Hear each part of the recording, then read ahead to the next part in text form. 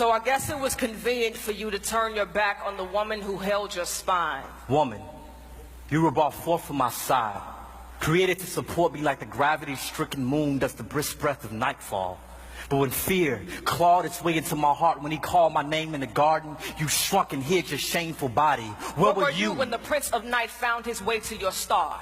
You watched him lie, and I watched you sit and set like sun, you mourning of a man you can't even see the nightmare you have become. I was there, standing in the distance, having a conversation with my backbone.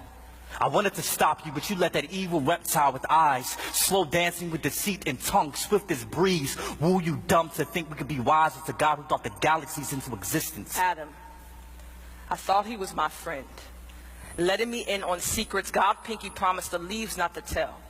He pointed me to the tree, told me of what I was missing, and as my faith in his lies led me to stare, I watched death become gorgeous. But God is beautiful. Adam, my tongue became sight. The fruit looked too good not to Taste and see that God is good. God is thief. He kept us from the one thing he knew would turn our minds dear. No, God is wise. Eve, can't you see?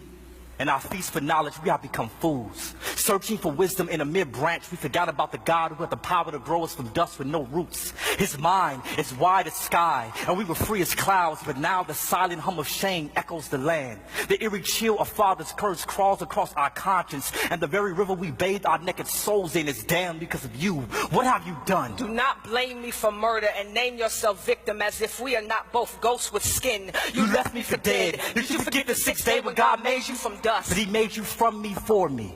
While sleeping, he called you from my cage bones, beautiful but you, with your prideful disposition, switched positions and tried to lead. Took heed to a four-legged snake without consulting me first. You didn't respect me. He gave you authority.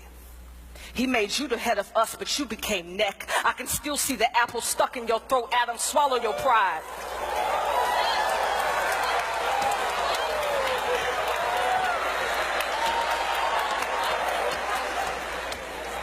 You were supposed to lead me, yet I am to blame. Your wife, your Eve, the one who is now shamed once beauty the moment you saw her breathe. Maybe I should noose a ribbon around my neck, make a skirt of wrapping paper, stuff my natural naked chest with leaves. Maybe then these bones will be enough gift for you again, this flesh enough body for you to bathe in. The day you will move God from your soul, emptied your nest of his glories, the day you beg me to take his place, fill your voids, become this image of perfection to satisfy your insecurities. God forbid. Our sons grow up treating their sisters like cemeteries, stacking their bodies and bones in one closet to wear as one flesh every time they want to feel alive. Eve, please understand that you further prove my point.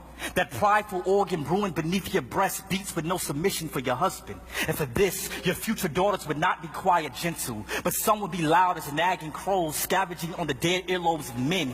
Their bodies, sculpted for God's glory, will become lures enticing our sons to sin, and they will. These women, your offspring, will hand their souls over to men who are not their God. They will kneel for value at the altar of man's approval, but that worship would not make them whole nor holy. Did you see what you've done? You made this about you by blaming me. We are both sin wrapped in flesh, both broken creations, stained glass windows with no shine, no sun, no light. We are both dark, imperfect, lost. We are fallen.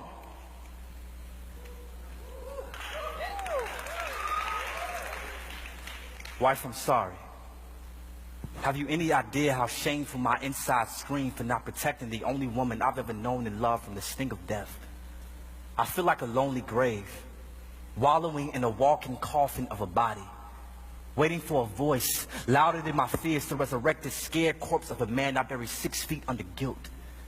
But believe me when I tell you, you are still the woman my vision sung to when I first saw you in Eden, Eve, even if God chose to separate us for 1,000 years for what we have done.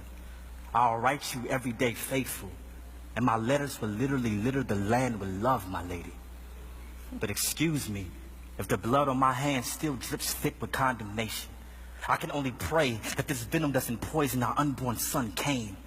There is nothing but murder living in my genes, and I would die if he follows in his father's footsteps. Husband, forgive me in my limbs and the heart that led them away from the safety of your palms.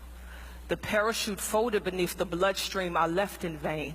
I promise I will never try to fly without you again.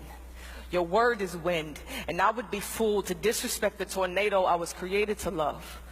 You mentioned our sons, but remember our God. Remember what he told devil as he cursed serpent.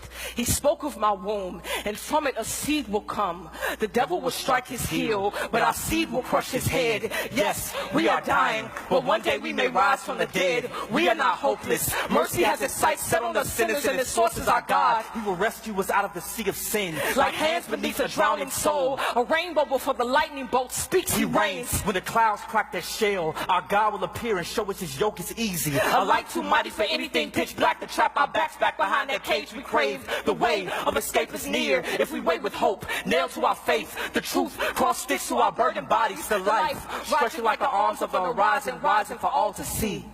The sun still lives. Eve, forgive me. Adam, forgive me. God, We tried to be our own God. Please forgive us.